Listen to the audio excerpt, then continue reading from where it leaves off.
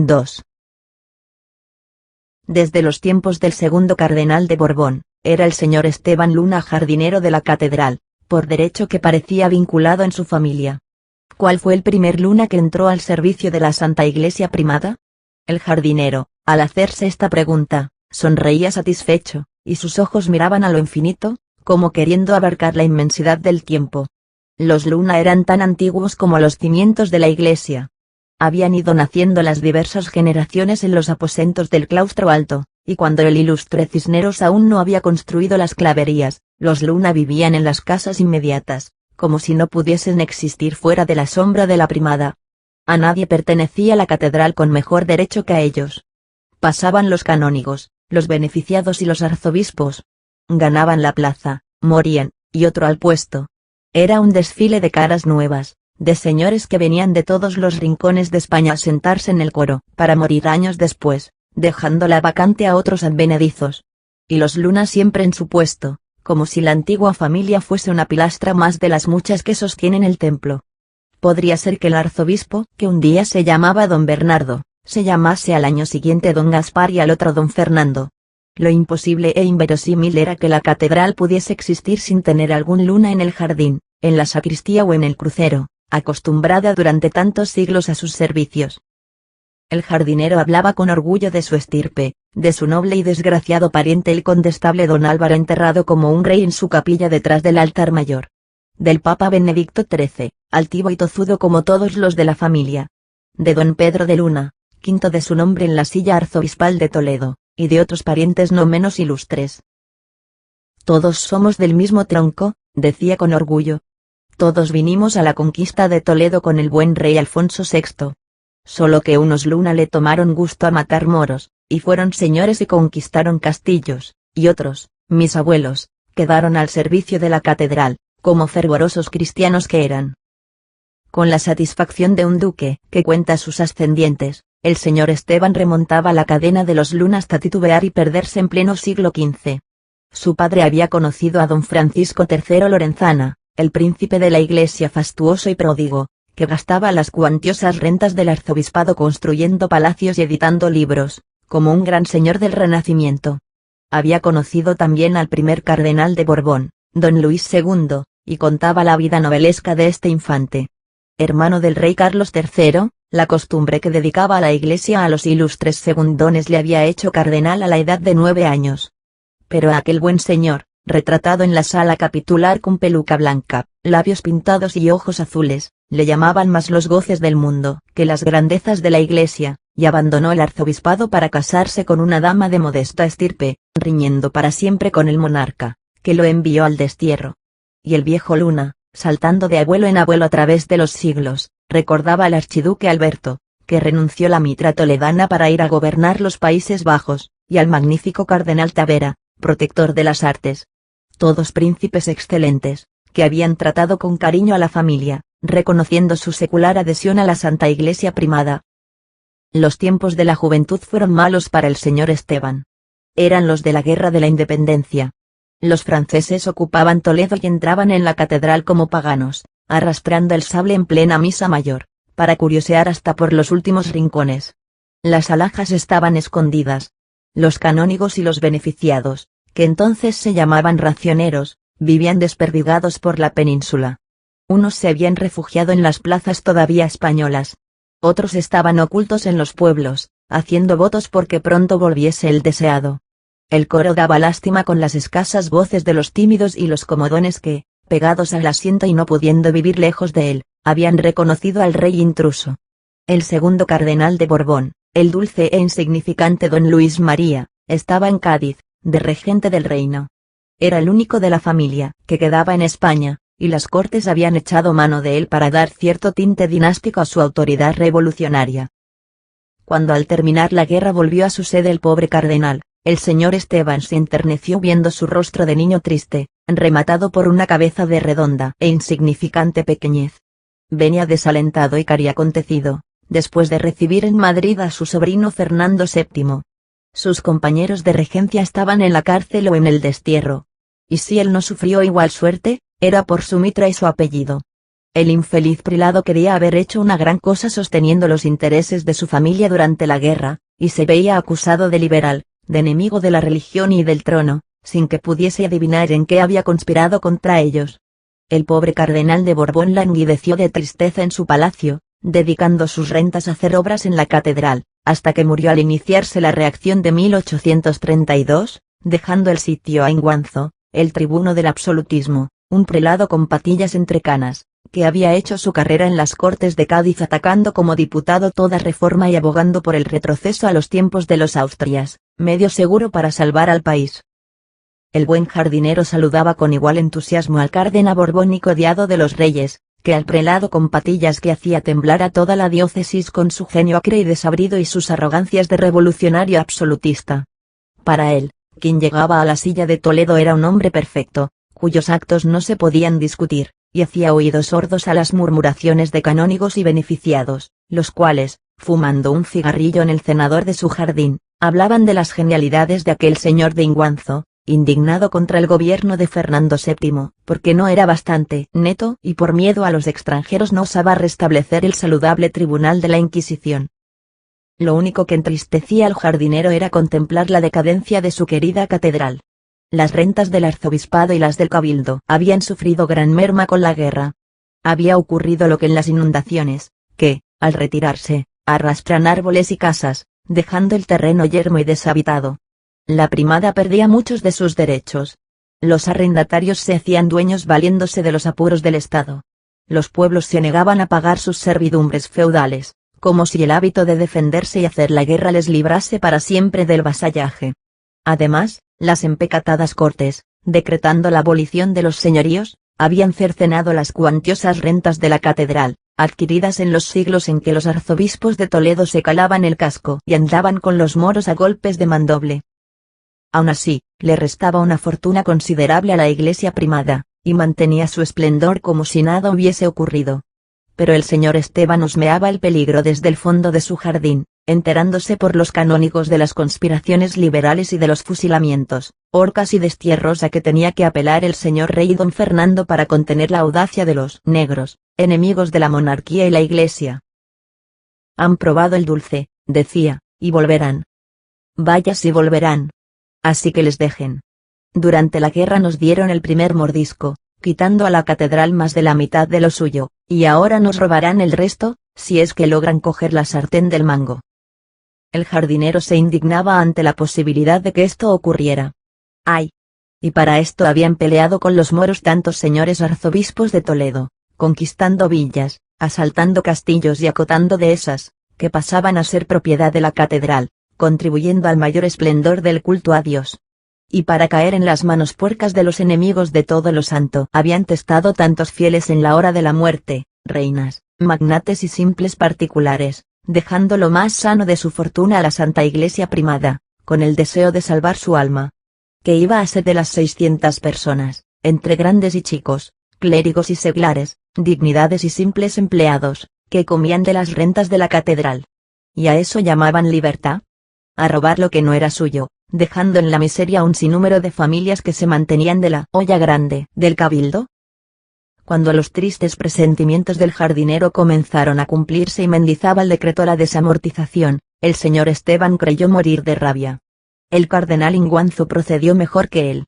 Arrinconado en su palacio por los liberales, como su antecesor lo había sido por los absolutistas, tomó el partido de morirse, para no presenciar tantos atentados contra la fortuna sagrada de la iglesia.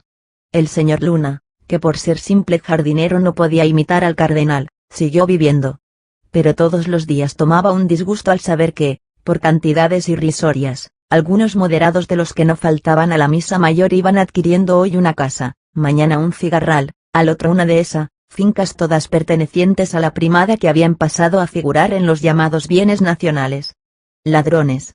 Al señor Esteban le causaba igual indignación esta subasta lenta, que desgarraba en piezas la fortuna de la catedral, que si viera a los alguaciles entrar en su casa de las claverías para llevarse los muebles de la familia, cada uno de los cuales guardaba el recuerdo de un ascendiente.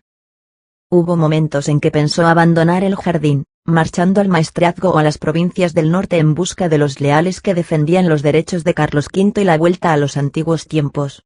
Tenía entonces 40 años. Sentíase ágil y fuerte, y aunque su humor era pacífico y nunca había tocado un fusil, le animaba el ejemplo de algunos estudiantes tímidos y piadosos que se habían fugado del seminario, y, según se decía, peleaban en Cataluña tras la capa roja de don Ramón Cabrera. Pero el jardinero, para no estar solo en su gran habitación de las Claverías, se había casado 3 años antes con la hija del sacristán y tenía un hijo. Además, no podía despegarse de la iglesia. Era un sillar más de la montaña de piedra. Se movía y hablaba como un hombre, pero tenía la seguridad de perecer apenas saliese de su jardín. La catedral perdería algo importante si le faltaba un Luna, después de tantos siglos de fiel servicio, y a él le asustaba la posibilidad de vivir fuera de ella. ¿Cómo había de ir por los montes disparando tiros, si para él transcurrían los años sin pisar otro suelo profano que el pedazo de calle entre la escalera de las Claverías y la puerta del mollete? Siguió cultivando su jardín, con la melancólica satisfacción de considerarse a cubierto de los males revolucionarios al abrigo de aquel coloso de piedra que imponía respeto con su majestuosa vetustez. Podrían cercenar la fortuna del templo, pero serían impotentes contra la fe cristiana de los que vivían a su amparo. El jardín, insensible y sordo a las tempestades revolucionarias que descargaban sobre la iglesia, seguía desarrollando entre las arcadas su belleza sombría. Los laureles crecían rectos hasta llegar a las barandillas del claustro alto. Los cipreses agitaban sus copas como si quisieran escalar los tejados. Las plantas trepadoras se enredaban en las verjas del claustro formando tupidas celosías de verdura, y la yedra tapizaba el cenador central, rematado por una montera de negra pizarra con cruz de hierro enmohecido.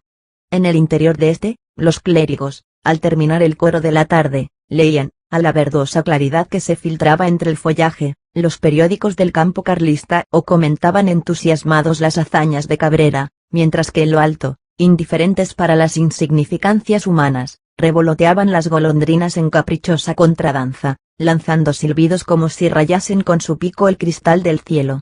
El señor Esteban asistía silencioso y de pie a este club vespertino, que traía recelosos a los de la Milicia Nacional de Toledo.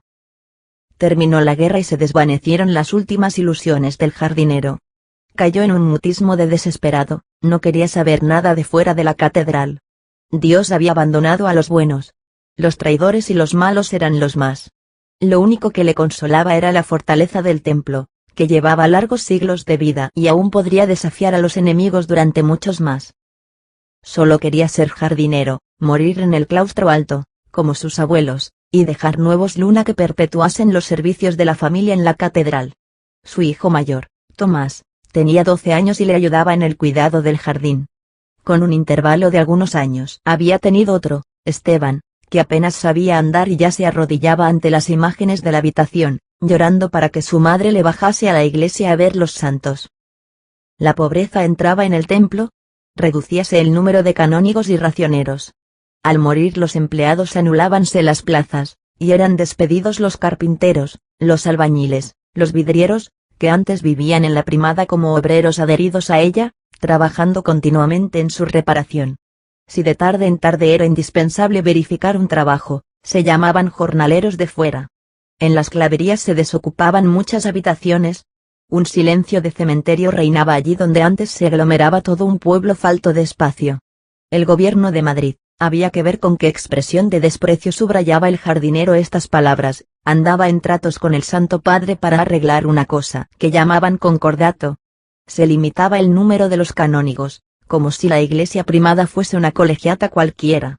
Se les pagaba por el gobierno, lo mismo que a los empleadillos, y para el sostenimiento y culto de la más famosa de las catedrales españolas, que cuando cobraba el diezmo no sabía dónde encerrar tantas riquezas, se destinaban 1.200 pesetas mensuales. 1.200 pesetas, Tomás, decía su hijo, un chicarrón silencioso a quien no interesaba gran cosa lo que no fuese su jardín. 1.200 pesetas, cuando yo he conocido a la catedral con más de 6 millones de renta. ¿Para qué hay con eso? Malos tiempos nos esperan, y si yo fuese otro, os dedicaría a un oficio, a cualquier cosa, fuera de la primada. Pero los Luna no pueden desertar, como tantos pillos que han traicionado la causa de Dios. Aquí hemos nacido y aquí hemos de morir hasta el último de la familia. Y enfurecido contra los clérigos de la catedral, que parecían acoger con buen gusto el concordato y sus sueldos, satisfechos de salir bien librados de la tormenta revolucionaria, se aislaba en el jardín, cerrando la puerta de la verja y rehuyendo las tertulias de otros tiempos. Aquel pequeño mundo vegetal no cambiaba. Su sombra verdosa era semejante al crepúsculo que envolvía el alma del jardinero. No era la alegría ruidosa, desbordante de colores y susurros, del huerto al aire libre inundado de sol. Tenía la melancólica belleza del jardín monacal entre cuatro paredes, sin más luz que la que desciende a lo largo de los aleros y las arcadas, ni otras aves que las que revolotean en lo alto mirando con asombro un paraíso en el fondo de un pozo. La vegetación era la misma de los paisajes griegos, laureles, cipreses y rosales, como en los idilios de los poetas helénicos. Pero las ojivas que lo cerraban, los andenes pavimentados con grandes losas berroqueñas, en cuyos intersticios crecía la hierba en festones, la cruz del cenador central, el olor mohoso del hierro viejo de las verjas y la humedad de la piedra de los contrafuertes cubiertos por la verde capa de las lluvias, daban al jardín un ambiente de vetustez cristiana. Los árboles se agitaban al viento como incensarios. Las flores, de color pálido, lánguidas, con anémica hermosura, olían a incienso, como si las bocanadas de aire de la catedral con que las impregnaban las cercanas puertas transformasen sus naturales perfumes. El agua de las lluvias, cayendo por las gárgolas y canalones de los tejados, dormía en dos profundas albercas de piedra. El cubo del jardinero rompía un instante la capa verdosa de su superficie, dejando ver el azul negruzco de las grandes profundidades. Pero apenas extinguidos los círculos excéntricos de la inmersión, volvían a aproximarse y a confundirse las verdes lentejas, y otra vez desaparecía el agua bajo su mortaja vegetal, sin un estremecimiento, sin un susurro, muerta e inmóvil como el templo en el silencio de la tarde. En la fiesta del Corpus y en la de la Virgen del Sagrario, a mediados de agosto, la gente acudía con cántaros al jardín y el señor Esteban permitía que los llenasen en las dos cisternas. Era una antigua costumbre que apreciaban los viejos toledanos, haciéndose lenguas de la frescura del agua de la catedral, condenados como estaban el resto del año al líquido terroso del Tajo. Otras veces entraba la gente en el jardín para proporcionar algunas ganancias al señor Esteban. Las devotas le encargaban ramos para sus imágenes o compraban tiestos de flores, creyendo a los preferibles a los de los cigarrales, por ser de la iglesia primada. Las viejas pedían ramas de laurel para guisos y medicinas caseras. Estos ingresos, unidos a las 2 pesetas que el cabildo había asignado al jardinero después de la fatal desamortización, servían al señor Esteban para sacar la familia adelante. Próximo ya a la vejez había tenido su tercer hijo, Gabriel, un pequeñuelo que a los 4 años llamaba la atención de las mujeres de las claverías. Su madre afirmaba con fe ciega que era el vivo retrato del niño Jesús que llevaba en brazos la Virgen del Sagrario. Su hermana Tomasa, casada con el azul de la Virgen y autora de una numerosa familia que ocupaba casi la mitad del claustro alto, hacíase lenguas del talento de su sobrinillo cuando apenas sabía hablar y de la unción infantil con que contemplaba las imágenes. Parece un santo, decía a sus amigas. Hay que ver la seriedad con que repite las oraciones. Gabrielillo llegará a ser algo. Quién sabe si le veremos obispo. Monaguillos he conocido yo, cuando mi padre estaba encargado de la sacristía, que ya usan mitra, y puede que algún día los tengamos en Toledo. El coro de halagos y alabanza rodeaba desde sus primeros años al niño como una nube de incienso. La familia vivía para él. El señor Esteban, padre al uso latino, que amaba a sus hijos pero se mostraba con ellos sombrío y amenazador para que creciesen rectos, sentía ante el pequeño un retoñamiento de juventud, y jugueteaba con él, prestándose sonriente a todos sus caprichos. La madre abandonaba las faenas de la casa para no contrariar a Gabriel, y los hermanos estaban pendientes de sus balbuceos. El mayor, Tomás, mocetón silencioso que había reemplazado a su padre en el cuidado del jardín e iba descalzo en pleno invierno por los arriates y las ásperas losas de los andenes, subía con frecuencia manojos de hierbas olorosas para que juguetease con ellas su hermanillo. Esteban, el segundo, que tenía 13 años y gozaba de cierto prestigio entre los monaguillos de la catedral por la escrupulosidad con que ayudaba a las misas, asombraba a Gabriel con su sotana roja y el roquete encañonado, y le ofrecía cabos de vela y estampitas de colores sustraídas del breviario de algún canónigo. Algunas veces le entraba en brazos en el departamento de los gigantones, una vasta sala entre los contrafuertes y los botareles de las naves, atravesada por arbotantes de piedra. Allí estaban los héroes de las antiguas fiestas, el Cid gigantesco, con su espadón, y las 4 parejas representando otras tantas partes del mundo, enormes figurones con los vestidos apolillados y la cara resquebrajada que habían alegrado las calles de Toledo, pudriéndose ahora en los tejados de la catedral. En un rincón estaba la tarasca, espantable monstruo de cartón que abría sus fauces asustando a Gabriel, mientras sobre su lomo rugoso giraba locamente una muñeca desmelenada e impúdica, que la religiosidad de otros siglos había bautizado con el nombre de Ana Bolena. Cuando Gabriel fue a la escuela, todos se asombraron de sus progresos. La chiquillería del claustro alto, que tanto enfadaba al Vara de Plata, sacerdote encargado de la dirección y buen orden de la tribu establecida en los tejados de la catedral, admiraba al pequeño Gabriel como un prodigio. Aún no sabía andar y ya leía de corrido. A los 7 años comenzó a rumiar el latín, dominándole rápidamente, como si en su vida no hubiese hablado otra cosa. A los 10 disputaba con los clérigos que frecuentaban el jardín, los cuales se gozaban en oponerle objeciones y dificultades. El señor Esteban, cada vez más encorvado y débil, sonreía satisfecho ante su última obra. Iba a ser la gloria de la casa. Se llamaba Luna, y podía aspirar a todo sin miedo, pues hasta papas había en la familia. Los canónigos llevábanse al pequeño a la sacristía, antes del coro, para hacerle preguntas sobre sus estudios. Un clérigo de las oficinas del arzobispado lo presentó al cardenal, quien después de oírle le dio un puñado de almendras y la esperanza de ocupar una beca para que hiciese gratuitamente sus estudios en el seminario. Los Luna y sus parientes más o menos cercanos, que formaban casi el total de la población del claustro alto, se regocijaron con este ofrecimiento. ¿Qué otra cosa podía ser Gabriel sino sacerdote? Para aquellas gentes, pegadas desde que nacían al templo, cual excrecencias de la piedra, y que consideraban a los arzobispos de Toledo los seres más poderosos del mundo después del Papa, el único lugar digno de un hombre de talento era la iglesia. Gabriel fue al seminario, y la familia creyó que las claverías quedaban desiertas. Con la marcha del estudiante acababan en casa de los Luna las veladas, en las que el campanero, el pertiguero, los sacristanes y demás empleados del templo escuchaban la voz clara y bien acentuada de Gabriel, que les leía como un ángel, unas veces las vidas de los santos, otras los periódicos católicos que llegaban de Madrid, y en ciertas noches un Quijote con tapas de pergamino y ortografía anticuada, venerable ejemplar que había pasado en la familia de generación en generación. La vida de Gabriel en el seminario fue la existencia monótona y vulgar del estudiante laborioso, triunfos en las controversias teológicas, premios a granel y el honor de ser presentado a los compañeros como modelo. De vez en cuando, algún canónigo de los que explicaban en el seminario entraba en el jardín. El muchacho marcha muy bien, Esteban. Es el primero en todo, y además, callado y piadoso como un santo. Será el consuelo de su ancianidad. El jardinero, cada vez más extenuado y viejo, movía la cabeza.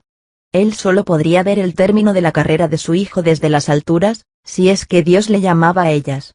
Moriría antes de su triunfo, pero no se entristecía por esto. Quedaba la familia para gozar de la victoria y dar gracias al Señor por su bondad. Humanidades, teología, cánones, todo lo vencía aquel jovenzuelo con extraordinaria ligereza, que asombraba a sus maestros. Le comparaban en el seminario con los padres de la Iglesia que habían llamado la atención por su precocidad. Iba a acabar sus estudios muy pronto, y todos le auguraban que su eminencia le daría una cátedra en el seminario antes de cantar misa. Su deseo de saber era insaciable. La biblioteca del seminario la trataba como cosa propia. Algunas tardes iba a la catedral para perfeccionar sus estudios de música religiosa hablando con el maestro de capilla y el organista. En el aula de oratoria sagrada dejaba estupefactos al profesor y los alumnos por la fogosidad y la convicción con que pronunciaba sus sermones. «Le llama al púlpito», decían en el jardín de la catedral. «Siente el fuego de los apóstoles. Tal vez sea un San Bernardo o un Bossuet. ¿Quién sabe a dónde irá a parar ese muchacho?». Uno de los estudios que más apasionaban a Gabriel era el de la historia de la catedral y de los príncipes eclesiásticos que la habían regido. Surgía en él el amor vehemente de los Luna por aquella giganta que era su eterna madre. Pero no la admiraba a ciegas. Como todos los suyos, quería saber el porqué y el cómo de las cosas. Comprobar en los libros las noticias vagas oídas a su padre con más carácter de leyenda que de hechos históricos. Lo primero que llamaba su atención era la cronología de los arzobispos de Toledo, una cadena de hombres famosos, santos, guerreros, escritores, príncipes, todos con su cifra detrás del nombre, como los reyes en las dinastías. Habían sido en ciertas épocas los verdaderos monarcas de España. Los reyes godos en su corte no eran más que figuras decorativas, a las que se ensalzaba o se deponía según las exigencias del momento. La nación era una república teocrática, y el verdadero jefe el arzobispo de Toledo. Gabriel dividía y agrupaba por caracteres la larga lista de prelados famosos. Primeramente los santos, los propagandistas de la edad heroica del cristianismo, los obispos pobres como sus diocesanos, descalzos, fugitivos de la persecución romana y entregando al fin su cabeza al verdugo con el afán de dar nuevo prestigio a la doctrina por el sacrificio de la existencia, San Eugenio, Melando, Pelagio, Patruno y otros nombres que brillaban en el pasado, rompiendo apenas las nieblas de lo legendario. Luego venían los arzobispos de la época goda, los prelados monarcas, que ejercían sobre los reyes conquistadores la superioridad con que el poder espiritual acaba por dominar a la barbarie conquistadora. El milagro les acompañaba para confundir a los arrianos sus enemigos. El prodigio celeste estaba a sus órdenes para asombrar a los rudos hombres de guerra, supeditándolos. El arzobispo montano, que vive con su mujer, indignado por la murmuración, pone carbones encendidos entre sus vestiduras sagradas mientras dice la misa y no se quema, demostrando con este milagro la pureza de su vida. San Ildefonso, no contento con escribir libros contra los herejes, hace que se le aparezca Santa Leocadia, dejando entre sus dedos un pedazo de manto, y goza el honor de que la misma Virgen descienda del cielo, para ponerle una casulla bordada por sus manos. Sigiberto, años después, tiene la audacia de vestirse esta casulla, y es depuesto, excomulgado y desterrado por su temeridad. Los únicos libros que se producen en tal época los escriben los prelados de Toledo. Ellos compilan las leyes, ellos ungen con el óleo santo la cabeza de los monarcas, ellos improvisan rey Aguamba, conspiran contra la vida de Égica, y los concilios reunidos en la Basílica de Santa Leocadia son asambleas políticas, en las que la mitra está sobre el trono y la corona del rey a los pies del prelado. Al sobrevenir la invasión sarracena se reanuda la serie de los arzobispos perseguidos. No temen ya por su vida, como en los tiempos de la intransigencia romana. Los musulmanes no dan martirio y respetan las creencias de los vencidos. Todas las iglesias de Toledo siguen en poder de los cristianos mozárabes, a excepción de la catedral, que se convierte en mezquita mayor. Los obispos católicos son respetados por los moros, lo mismo que los rabinos hebreos, pero la iglesia es pobre, y las continuas guerras entre sarracenos y cristianos, junto con las represalias que sirven de contestación a la barbarie de la Reconquista, dificultan la vida del culto. Gabriel, al llegar a este punto, soñaba leyendo los nombres obscuros de Cisila, Elipando y Huistremiro. A este le llamaba San Eulogio, antorcha del Espíritu Santo y luz de España, pero la historia no decía nada de sus actos. A San Eulogio lo martirizan y matan los moros en Córdoba por su excesivo entusiasmo religioso. Benito, francés de nación, que le sucede en la silla, por no ser menos que sus antecesores, hace que la Virgen le baje otra casulla en una iglesia de su país antes de venir a Toledo.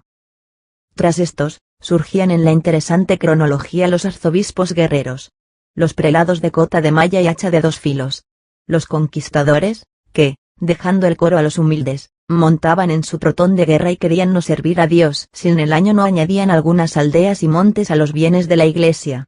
Llegaban en el siglo XI, con Alfonso VI, a la conquista de Toledo. Los primeros eran franceses, monjes del famoso monasterio de Cluny, enviados por el abad Hugo al convento de Sagún, y que comenzaban a usar el don como señal de señorío.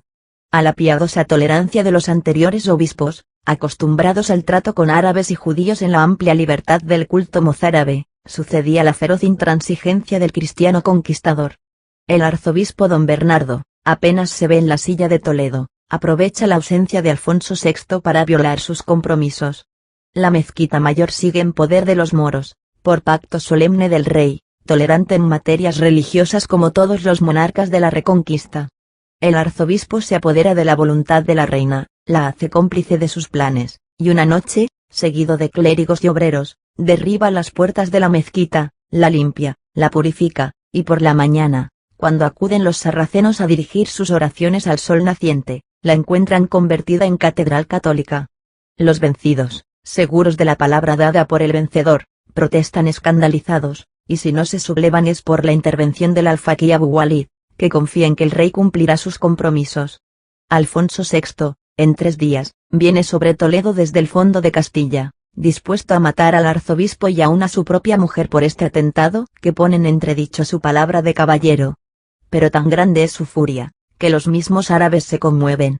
El alfaquí sale a su encuentro para rogarle que respete lo hecho, ya que los perjudicados se conforman, y en nombre de los vencidos le releva de cumplir su palabra, pues la posesión de un edificio no es motivo bastante para que se altere la paz. Gabriel alababa al leer esto la prudencia y la tolerancia del buen moro Abu Walid. Pero aún admiraba más, con entusiasmo de seminarista, a aquellos prelados fieros, intransigentes y batalladores, que atropellaban leyes y pueblos para mayor gloria de Dios. El arzobispo don Martín es capitán general contra los moros de Andalucía, conquista villas y acompaña a Alfonso VIII en la batalla de Alarcos. El famoso prelado don Rodrigo escribe la crónica de España, llenándola de prodigios para mayor prosperidad de la Iglesia, y hace historia prácticamente, pasando más tiempo sobre su caballo de guerra que en su silla del coro. En la batalla de las Navas da el ejemplo metiéndose en lo más recio de la pelea, por lo que el rey, después de la victoria, le da el señorío de 20 lugares y el de Talavera de la Reina. Luego, en ausencia del monarca, el belicoso arzobispo echa a los moros de Quesada y de Cazorla y se apodera de vastos territorios, que pasan a ser señorío suyo con el título de adelantamiento. Don Sancho, hijo de don Jaime de Aragón y hermano de la reina de Castilla, estima en más su título de caudillo que la mitra de Toledo, y al ver que los moros avanzan, sale a su encuentro en los campos de Marios, se mete en lo más fuerte del combate y cae muerto por la morisma, que le corta las manos y pone su cabeza en una pica. Don Gil de Albornoz, el famoso cardenal, marcha a Italia, huyendo de don Pedro el Cruel, y, como experto capitán, reconquista todo el territorio de los papas refugiados en Aviñón. Don Gutiérrez III va con don Juan II a batallar con los moros. Don Alfonso de Acuña pelea en las revueltas civiles durante el reinado de Enrique IV. Y como digno final de esta serie de prelados políticos y conquistadores, ricos y poderosos como verdaderos príncipes, surgen el cardenal Mendoza, que guerrea en la batalla de Toro y en la conquista de Granada, gobernando después el reino, y Jiménez de Cisneros, que, no encontrando en la península moros a quienes combatir, pasa el mar y va a Orán, tremolando la cruz, convertida en arma de guerra. El seminarista admiraba a estos hombres, agigantados por la nebulosidad de la historia antigua y las alabanzas de la Iglesia. Para él, eran los seres más grandes del mundo después de los papas, y aún alguna vez superiores a estos. Se asombraba de que en los tiempos presentes fuesen tan ciegos los españoles, que no confiaran su dirección y gobierno a los arzobispos de Toledo, que en otros siglos tantas cosas heroicas habían realizado. La gloria y el desarrollo de la patria iban íntimamente unidos a su historia. Su dinastía valía casi tanto como la de los reyes, y en más de una ocasión habían salvado a estos con sus consejos y su energía. Detrás de las águilas venían las aves de corral. Después de los prelados de Morrión de Hierro y Cota de Malla desfilaban los prelados ricos y fastuosos, que no reñían otros combates que los de los pleitos, litigando con villas, gremios y particulares, para mantener la inmensa fortuna amasada por sus antecesores.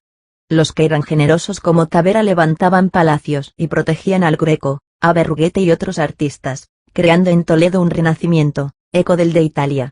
Los avarientos como Quiroga reducían los gastos de la fastuosa iglesia para convertirse en prestamistas de los reyes, dando millones de ducados a aquellos monarcas austriacos en cuyos inmensos dominios no se ponía el sol, pero que se veían obligados a mendigar apenas retrasaban su viaje los galeones de América. La catedral era obra de sus príncipes eclesiásticos. Todos habían puesto en ella algo que revelaba su carácter. Los más rudos y guerreadores, el armazón, la montaña de piedra y el bosque de madera que formaban su osamenta.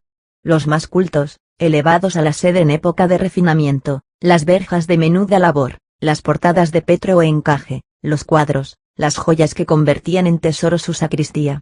La gestación de la giganta había durado cerca de 3 siglos.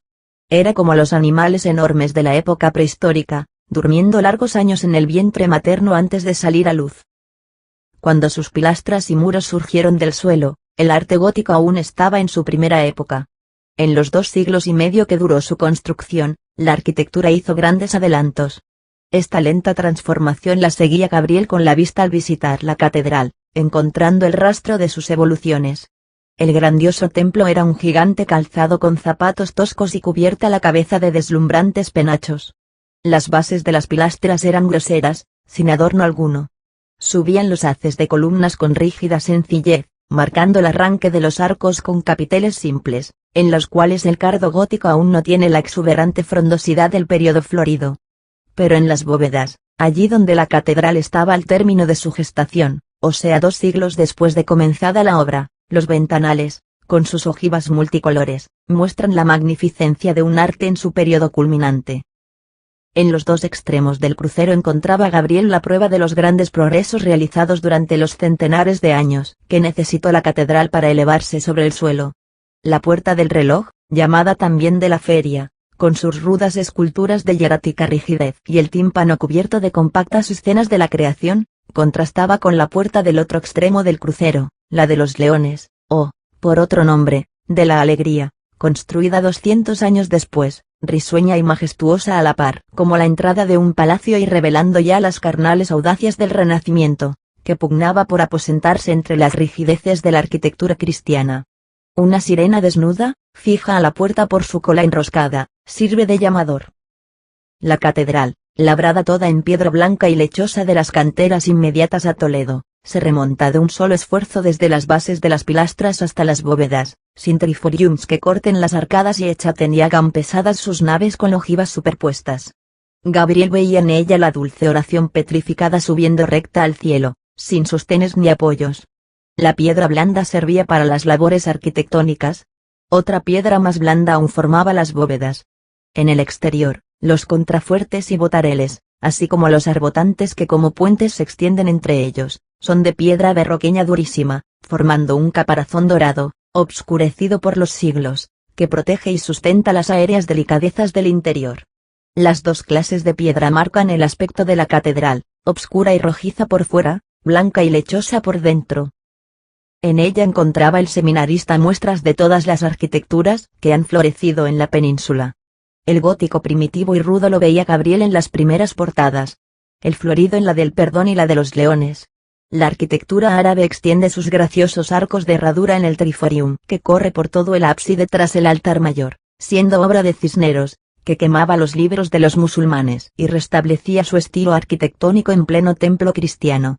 El estilo plateresco mostraba su gracia juguetona en la portada del claustro, y hasta el arte churrigueresco tenía la mayor de sus muestras en el famoso transparente de Tomé, que rompe la bóveda detrás del altar mayor para dar luz al ábside. En las tardes de asueto, Gabriel abandonaba el seminario, vagando por la catedral hasta la hora en que se cerraban sus puertas. Le gustaba pasear por las naves, detrás del altar mayor, el sitio más oscuro y silencioso del templo. Allí dormía gran parte de la historia de España.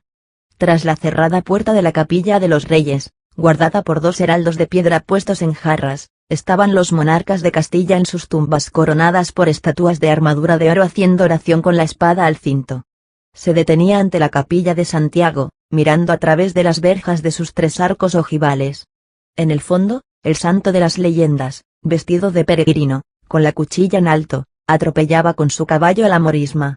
Grandes conchas y escudos rojos con una luna de plata adornaban los muros blancos, subiendo hasta la bóveda. Esta capilla la miraba su padre el jardinero como cosa propia. Era la de los Luna, y aunque alguien hiciese burla del parentesco, allí estaban sus ilustres ascendientes don Álvaro y su mujer, en tumbas monumentales. La de doña Juana Pimentel tenía arrodillados en sus ángulos a 4 frailes de mármol amarillento, que contemplaban a la noble señora tendida en la parte alta del monumento. La del infeliz condestable de Castilla estaba escoltada por 4 caballeros santiaguistas envueltos en el manto de la orden, que parecían velar a su gran maestre, enterrado sin cabeza en la caja de piedra orlada de góticos junquillos. Gabriel recordaba lo que había oído contar a su padre de la estatua yacente de don Álvaro. En otros tiempos era de bronce, y cuando decían misa en la capilla, al llegar el instante del ofertorio, la estatua, por ocultos resortes, incorporábase, quedando de rodillas hasta que terminaba la ceremonia. Unos decían que la reina católica había hecho desaparecer este artificio teatral que turbaba la devoción de los fieles. Otros, que eran soldados enemigos del condestable los que en un día de asonada rompieron en piezas la articulada estatua. En el exterior del templo, la capilla de los Luna alzaba sus torreones almenados, formando una fortaleza aislada dentro de la catedral. El seminarista, A pesar de que su familia consideraba la capilla como suya, sentíase más atraído por la inmediata de San Ildefonso, que guardaba la tumba del cardenal Albornoz. De todo el pasado de la catedral, lo que más excitaba su admiración era la figura novelesca de aquel prelado guerrero, amante de las letras, español por nacimiento e italiano por sus conquistas. Dormía en un rico sepulcro de mármol, brillante y pulido por los años, con un color suave de caramelo. La mano invisible de los siglos había frotado el rostro de la estatua yacente, aplastando la nariz y dando al belicoso cardenal una expresión de ferocidad mongólica. 4 leones velaban los restos del prelado. Todo en él era extraordinario y aventurero, hasta la muerte. Su cadáver había sido conducido desde Italia a España, entre rezos y cánticos, llevado en hombros por poblaciones enteras que salían al camino para ganar las indulgencias concedidas por el Papa. Este regreso a la patria después de muerto había durado muchos meses, yendo el buen cardenal a jornadas cortas, de iglesia en iglesia, precedido por un cuadro de Cristo, que adornaba ahora su capilla, y esparciendo sobre las multitudes arrodilladas los olores de su embalsamamiento. Para don Gil de Albornoz no había nada imposible. Era la espada del apóstol, que volvía al mundo para imponer la fe. Huyendo de don Pedro el Cruel, se había refugiado en Aviñón, donde vivían otros desterrados más ilustres. Allí estaban los papas arrojados de Roma por un pueblo que, en su pesadilla mediévica, soñaba con restaurar, a la voz de Rienzi, la antigua república de los cónsules. Don Gil no era hombre para vivir en la risueña corte provenzal. Llevaba la cota de malla bajo la capa, como buen arzobispo de Toledo, y a falta de moros quiso matar herejes. Partió a Italia como caudillo de la Iglesia. Los aventureros de Europa y los bandidos del país formaron su ejército, mató e incendió en los campos, entró a saco en las ciudades a nombre de su señor el pontífice, y al poco tiempo los desterrados de Aviñón podían ocupar de nuevo su trono de Roma. El cardenal español, después de estas campañas que devolvían media Italia al papado, era rico como un rey y fundaba en Bolonia el famoso Colegio Español.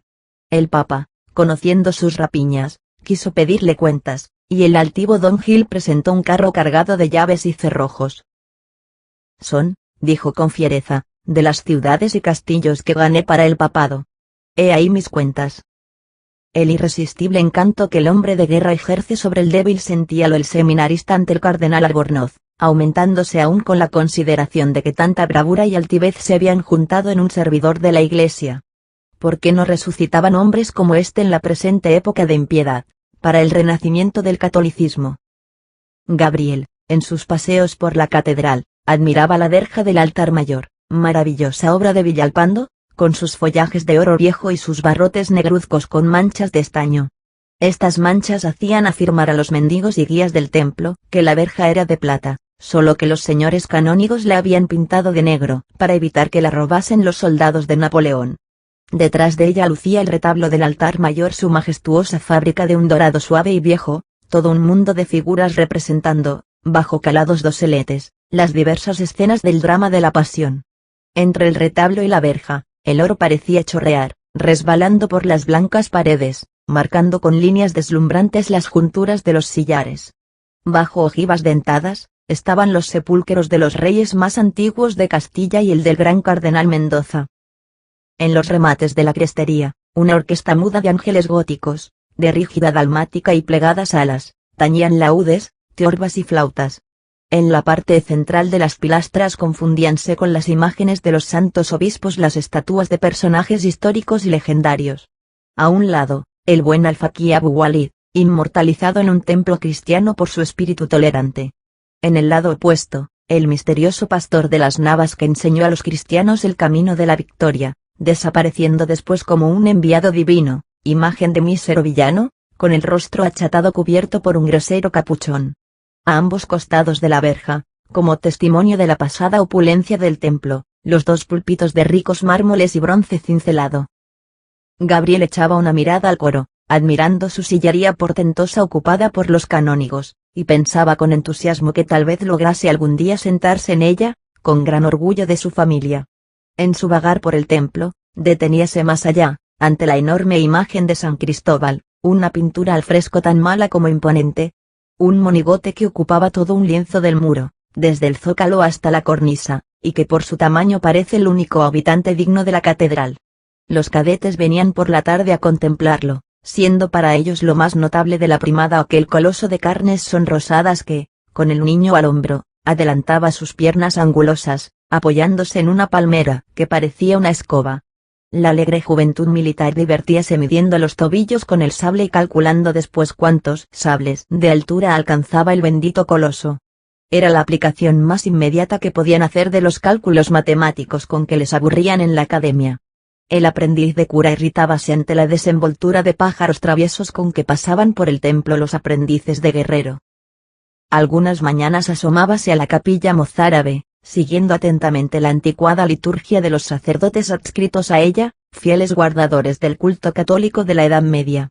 En las paredes estaban representadas, con vivos colores, las escenas de la conquista de Orán por el gran cardenal Cisneros.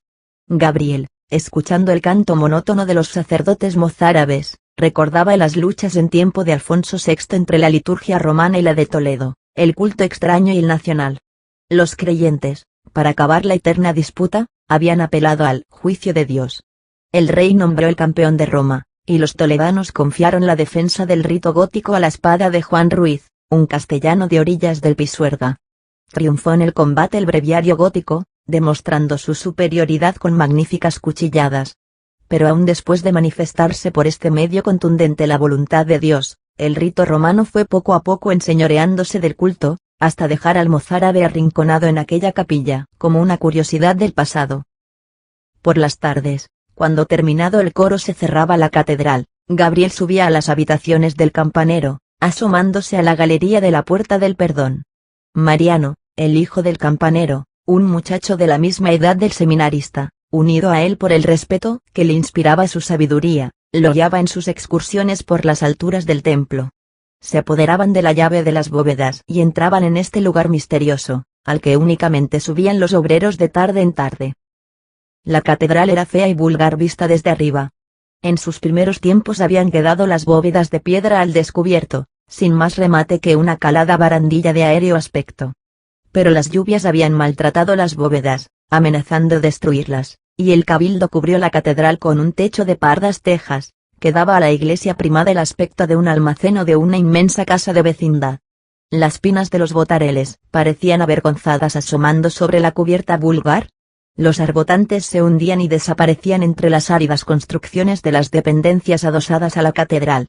Las torrecillas de las escaleras se ocultaban tras aquel lomo de tejas groseras. Los dos muchachos, resbalando en las cornisas verdosas por las lluvias, seguían los bordes superiores del edificio. Sus pies se enredaban en las plantas silvestres que la fecunda naturaleza hacía crecer en las junturas de los sillares. Bandadas de pájaros escapaban en tropel, al acercarse ellos, de estos bosques en miniatura. Los relieves escultóricos servían de refugio a los nidos. Cada oquedad de la piedra era un pequeño lago, donde se depositaba el agua de las lluvias y venían a beber los pájaros. A veces, en el pináculo de un botarel alzábase algún avechucho negro e inmóvil como un inesperado remate arquitectónico. Era un cuervo que se alisaba las alas con el pico y permanecía horas enteras al sol, la gente lo veía desde abajo del tamaño de una mosca. Las bóvedas causaban en Gabriel una impresión de extrañeza. Nadie podía adivinar la existencia de aquel mundo en lo alto del templo. Cuando años después vio Gabriel las galerías altas, los telares de un escenario, se acordó de las bóvedas de su catedral. Caminaban a través del bosque de postes carcomidos que sostenía la techumbre, por senderos angostos, entre las cúpulas de las bóvedas que hinchaban el suelo como blancos y polvorientos tumores. De vez en cuando un agujero, por el que se veía el interior de la catedral, con una profundidad que causaba vértigos. Eran aspilleras verticales, estrechas bocas de pozo, por cuyo fondo pasaban las personas como hormigas sobre las baldosas del templo. Por estos agujeros bajaban las cuerdas de las grandes lámparas y la cadena dorada que sostiene el Cristo sobre la reja del altar mayor. Tornos enormes marcaban en la penumbra sus ruedas dentadas y mohosas, sus manivelas y maromas, como olvidados aparatos de tormento.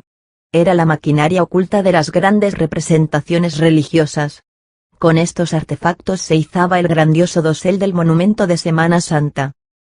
Al deslizarse los rayos del sol entre los postes, danzaban los átomos de aquel polvo que en capas seculares se extendía sobre las bóvedas. Movíanse al viento, como abanicos de gasa, las telarañas de muchos años. Los pasos de los visitantes provocaban en los rincones oscuros, tras los maderos abandonados, carreras precipitadas y locas de los ratones. Aleteaban en los extremos más sombríos las aves negruzcas que descendían de noche al templo por los agujeros de la bóveda. Como puntos fosfóricos brillaban en la obscuridad los ojos de los mochuelos. Los murciélagos, asustados por la luz, volaban torpemente, rozando con sus alas las caras de los dos jóvenes. El hijo del campanero, examinando los excrementos perdidos en el polvo, enumeraba todas las aves refugiadas en la cúspide de la montaña de piedra. Esto era de búho, lo otro de mochuelo, lo demás allá de cuervo, y hablaba con respeto de cierto nido de águilas que su padre había visto de joven en aquel sitio, feroces animales que pretendían picarle los ojos, y obligaban al buen campanero a pedir la escopeta al guardia nocturno cada vez que había de visitar las bóvedas. A Gabriel le gustaba, por su silencio y su imponente soledad, aquel mundo extraño aposentado en la cabeza de la catedral. Era una selva de maderos poblada de bestias lúgubres que vivía olvidada en el interior de la bóveda craneal del templo. El buen Dios tenía una casa para los fieles y un inmenso desván para las bestias del espacio. La salvaje soledad de las alturas contrastaba con la riqueza de la capilla del Ochavo, llena de reliquias en vasos de oro y arquillas de esmalte y marfil. Con la magnificencia del tesoro, que amontona las perlas y las esmeraldas con tanta profusión como si fuesen guijarros. Con la elegante abundancia del guardarropa, lleno de telas sobre las cuales reproducía el bordado todos los matices de la pintura. Tenía Gabriel 18 años, cuando perdió a su padre. El viejo jardinero murió tranquilo viendo a toda su familia al servicio de la catedral, sin que se interrumpiese la sana tradición de los Luna. Tomás, el hijo mayor, quedaba encargado del jardín. Esteban, después de largos años de monaguillo y ayudante del sacristán, era silenciario y había agarrado la vara de palo con los 7 reales diarios, objeto de todas sus ambiciones. En cuanto al menor, tenía el señor Esteban la convicción de haber engendrado un padre de la Iglesia, al que le estaba reservado un sitio en el cielo a la derecha de Dios omnipotente. Gabriel había adquirido en el seminario esa dureza eclesiástica que hace del sacerdote un guerrero, más atento a los intereses de la Iglesia que a los afectos de la familia. Por esto no se impresionó gran cosa con la muerte de su padre.